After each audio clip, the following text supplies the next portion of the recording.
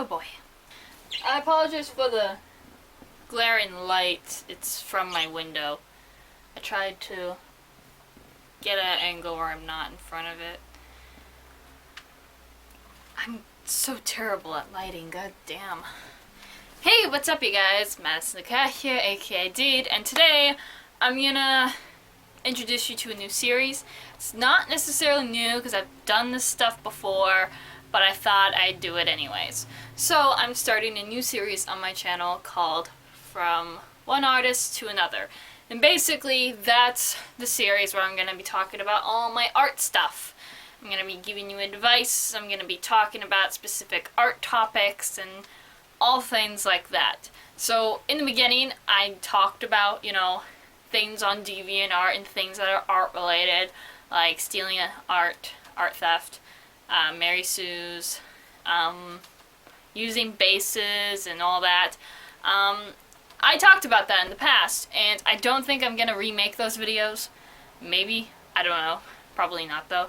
But this is just to, organize my stuff more. So if you are interested in me talking about, all the art related stuff, this is definitely the series for you. So for the first episode of From One Artist to Another, I thought I'd do a simple but yet kind of complex topic. How to get inspired. Usually, a lot of artists get inspired by many things. Other artists, other art pieces and things like that. Usually people, when it comes to art industries, whether you're an artist, actor, musician, people always ask you, what inspired you? And we don't always know the answer. We don't. Sometimes we just look at something and we're just like, yep, I want to do something similar to that. Sometimes we see something a friend made and I'm like, you know what, that's a good idea, I'm gonna try that myself. Sometimes we just wake up at 3 in the morning and say, I want to draw something, let's do that instead of sleeping.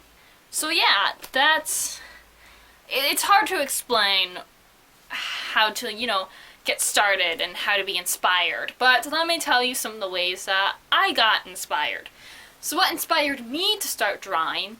I've been drawing since I was 5. I basically, the whole place was my canvas, which my parents weren't really happy about because, child drawing on walls, it's not always a great thing. Fun fact, all the little scribbles I drew on the walls, they're still around the house to this day. Lovely. But yeah, I never really had anything that really inspired me to start drawing. But I did have things that inspired me to keep drawing later on in life. One of the things that inspired me to keep drawing was my best friend. Art is how me and my best friend really got connected and really became good friends. And we loved to draw. Like, we had a few things in common, but the one thing that we liked to do was draw. We would draw characters, we would come up with stories, we would draw stuff. I still remember, the first thing I drew her. I drew her this Littlest Pet Shop character. And yeah, I drew that. And ever since then, we just started, drawing. And we started drawing, since, 4th grade. So yeah, the stuff we drew back then was probably, shitty. And we still have, stacks of drawings that maybe one day when I'm cleaning out shit, I'll show you guys old binders filled with old drawings. Trust me, I have entire bins full of just binders of old drawings that I can show you guys. Yeah, I have a lot of that stuff. I wouldn't be too proud of showing them, but hey, I love to torture myself, so why the hell not? One of the things that inspired me to keep drawing was that later on in life, I taught people how to draw. Yeah, me. Fucking me. I taught my best friend how to draw, which is how she got invested in drawing. She's better at drawing than me, and I was the one who taught her. The student becomes the master. No, but I'm super happy with her art style. I love her fucking art style. She actually helps me with a lot of stuff on my channel. For example, she helps me with the thumbnail avatars. These little cute things. Shit, my camera. Yeah, but she helps me with like the thumbnail avatars of myself on my channel, these things. I love them. But yeah, she draws those for me and it's really great. I think you guys would love her art. And I taught other friends how to draw, and you know, it really inspired me. Like, people loved my art so much they wanted to learn from me, which really inspired me. Another thing that inspires people is your art style. Yes, I'm gonna be making one of those, you know, the whole art style theft. Yeah, I'm gonna make a video about that, don't you worry.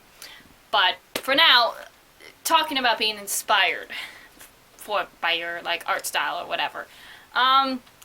So originally I just, you know, drew something in a different way and I liked that style, so I was like, okay, I'll draw this way now. But later on down the road, I heavily wanted to start, this was way back when I was into like creepypasta, like middle school. I wanted to change up my art style to make it look more serious looking and just, I don't know, edgy, I guess. So I wanted to make it look creepypasta style-ish or something, but also with a mix of Danganronpa, because I love that game, I love the art style. So I started drawing up a few sketches, practicing on the eyes and the bodies, and that's where I have my art style today. And I have a few other art styles. Like, I don't stick with one art style. I just draw a whole bunch of different ways. My main art style is, of course, the one that got inspired by Danganronpa and creepypasta and all that, but I have a kind of like a cartoon stylish style that's, of course, inspired by cartoons. There's a pinup, I like to call it my pinup style, where I was inspired by, you know, pinup and all things like that. I love that art style. And, you know, I like to mix and match and make different types of art styles because, you know, you can't just stick to one. At least for me. I like to try different things and all that. And there's nothing wrong with that. Some things stick, some things don't. You just keep on tossing them on the wall and see what stays. And see what works. I was never really inspired by artists. Like, there were a bunch of DeviantArt artists that I looked up to a lot, and I love their art. But I don't know. They didn't inspire me to keep drawing. I just really heavily looked up to their art.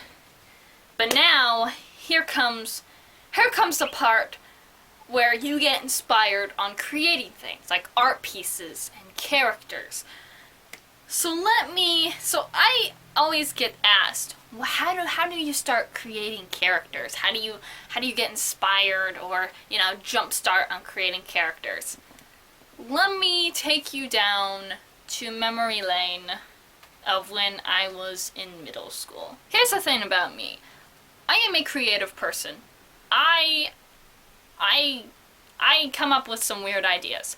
I ramble a lot, and random things pop in my head, and I think, that's a cool idea. I'd love to do that. I have dreams and goals that I will probably never reach, but yet I still think about them because I think they're cool ideas. So, back in middle school, I created so many original characters, so many characters, and you're probably thinking, how the hell did I draw so many original characters? Here's how I got inspired to draw them. So, I was in science class one day. First of all, I've drawn characters before, but they weren't original characters, they were fandom characters. Like, my very first ever character, which is Madison, which is where I get my username, she was a Happy Tree Friends character, and that was way back in 6th grade. Like, yeah, that's how old that character is. And, yeah, I've made characters before, but I'm talking about, like, original characters. Like, you came up with this character yourself. There's nothing wrong with fandom characters. It's just when it comes to fandom characters, you have a base. Like, oh, it's from this fandom. It's from this game. It's meant for this thing. It's not all in your head. You create the character on your own, but the reasoning for it, you already had a reason because of this franchise you like. But anyways, on to my first ever original character I created. So I was in science class and I found a pencil top eraser. You know, the little pencil top eraser things you had in school. Yeah, I picked one up from the floor. And I picked it up and I got the idea of drawing a face on it. So I took a pen or whatever and I drew 2 little dot eyes and a mustache. And from then on, I named him Le Mustache or whatever. It's a stupid name, I know. But right then and there, I was like, oh, it's a cute little character. I wonder what he'd look like if he was a human, though. So I sketched out a human version of him. And then I got the idea of, oh, this is how I met him. These are his likes, these are his dislikes. I just created an original character. Yeah, that's how, I'm not joking, that is how I created original characters. Random objects I would see. Yeah, this character right here was based off a pencil top eraser. I'm not kidding. For some reason, I was in the whole alter ego type characters because of Hitalia and shit like that. So that's why there's a alter ego version. That's why he's called 2P, because Italian shit like that back then. But yeah, Starry, she's based off a unicorn stuffed animal, which I still own, actually. I just don't know where I put her. She's somewhere. Les Scissors, based off a pair of scissors, which, again, I still have. It's just a small pair of, like, kitty scissors. The handles are blue, and it has the number 12 written on it. I'm not kidding. That's literally its design. And why I decided to create a character based off a pair of scissors I found, I don't fucking know. That was just how my mind worked. Let's see, who else? Toxic and Poison. I was so addicted to the whole, you know, black and green, radioactive combination. I don't know what it was with me, so that's how I got inspired by it. They weren't inspired by an object per se, but that's where I got inspired to create them. Happy and sad. Man, I don't remember why I created. Oh, I was single. I was a middle schooler who was single and thought she needed a boyfriend. So what I did was create twins, identical twins. Why 2 of them? I don't know. Oh wait, now I remember how I created them. My mind just like boop, popped right back in. I was creating a comic series based off of me and my friends, and I created this character who wore a mask with a smiley face, and he wore like a weird hooded figure, like a weird hood thing, and he would just pop out of nowhere every now and then, and he stalked me a lot. And he was like Spider-Man, because he could like crawl on the walls. And then I was like, I still like the whole alter ego thing, so I'll make another version of him where he's his alter ego, but this time he has a sad face mask on. But then I decided to make him look a little more human, because he didn't really look human. He looked like a weird hooded figure. So, and because I was into creepypasta back then, that's why they look like teens with hoodies on. And for some reason, I made them a yandere, and they are obsessed with me, and they're basically my stalkers. And I'm their senpai. Yeah. It's sad, I know. But yeah, that's how I create my characters. Now, there are some characters I haven't talked about yet, because I think I've shared them before, but honestly, I want to talk about it. So, when I was in middle school, I was taking PE class. You always have to take PE. And we would play dodgeball.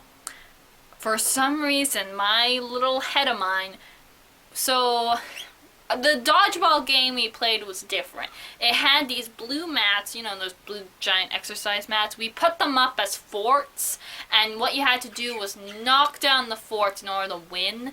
It was divided in teams, 2 teams. It was still dodgeball, but the point was knock down the forts, but also smack people in the face with balls. So me and one of my friends would hide behind a fort, and they would start throwing balls, and we would just huddle a bunch. Like we just hoarded a bunch of dodgeballs for no reason. And I started just playing with them and just being like, your name is this, and your name is this. So I just started coming up with random names. Like, I would look at them, the first name that popped in my head, bam, that's their name. And that's probably why they have some of the stupidest names ever. Like, there was a dodgeball that had duct tape all over it. It was, like, completely destroyed. So I was like, your name is Duct Tape. And then there was one that had a bunch of bandages around it. And I was like, your name is Bandages. And then there was one that I picked up, and I was like, you're Narwhal. Yep, that's his name, Narwhal. Why? I don't fucking know. That was the first name that popped in my head, but not you're Narwhal. So yes, if I picked up a dodgeball and I looked at it, and the first thing I thought of was fuckface, that would be its name. Basically. So I just started doing that for some reason. Like, I started getting emotionally attached to these to these dodgeballs. I'm not kidding. Like, when my friend was starting to throw some, she would be like, can I have that one? And I'm like, no, you can't have duct tape. Can I please have duct tape? As long as you're gentle. Like, I was a strange middle schooler. Let's just say that. So when we went back to class, like when we went to our next class, which ironically was my science class, I started drawing all my dodgeball characters into humans. And I also drew dodgeball versions of them. And they were all beaten up and torn because, honestly, the middle school dodgeballs we had, they were just destroyed. Like, some of them didn't even have the red outlining. They were just styrofoam balls. That's all they were. And I created, like, a story, like, oh, this is my husband, and all these other dodgeballs are my children. I did this up until freshman year of high school. I did it for 3 years. I had a total of, I believe, 40 dodgeballs. And 38 of them were my children. And one of them was my husband, and the other was my lover. Like, I had a husband, but I also had, like, a boyfriend. I don't fucking know. But yeah, that's how I created 40 dodgeball characters. Yeah. I still want to redesign their original, like, designs, because I honestly miss those characters, but there's just so many of them. I'm thinking of just removing a few because some of them are so stupid. Like, especially the last few I created. One was called Lemon. Lime, because he was a lime, and he had, like, a lime tattoo on him, and his outfit was just all green. It was, like, so basic. Like, it's so bad that I was like, nah, let's just get rid of him. Like, I aborted that child. Let's just say that. But, or, I let someone adopt him. I don't know. But, yeah, I actually do miss those characters. But, yeah, you create characters in the strangest way. You can look at a lamp and be like, I have an idea for a character now. Let's sketch that down. So, yeah, you can, basically, the point of this video, the point of what I'm trying to say is, you can be inspired by literally anything. If I can create original characters by household objects or fucking dodgeballs, so can you. Like, you can create anything. If I can do that, then you can do anything. And, don't be afraid of just, having an idea and just jotting it down. Like, here's the thing that artists need to know. If you have an idea of a sketch in your head, either write down what the sketch idea is, or do it. Now, don't do it and then finish it halfway and then take a break. No, finish it completely, because trust me, once you are done with a sketch halfway, it's never going to be complete. Like, don't even bother. It's going to sit there in your sketchbook for years, and you're just going to look back and think, what the hell is this sketch about? I can't even remember what the final piece was supposed to look like. That's why you either write it down or actually do the sketch. One or two. Even if you are about to go to sleep, and it's like 11 at night, and you're like, this would be a cool sketch idea, get the fuck out of bed and write that shit down. Just do it. You'll thank me later. But yeah, just don't be afraid to sketch characters. Even in the end, you're like, no, just forget it. I don't want to look at this anymore. Like, don't be afraid to do that. Because maybe later down the road, you'll look through old sketchbooks and you'll be like, I have a better vision for this character now. Let's do that. And so you redesign the character and everything, and then you're happy with it. And you know what? There's nothing wrong with redesigning characters. You change. The artist changed. So can your characters.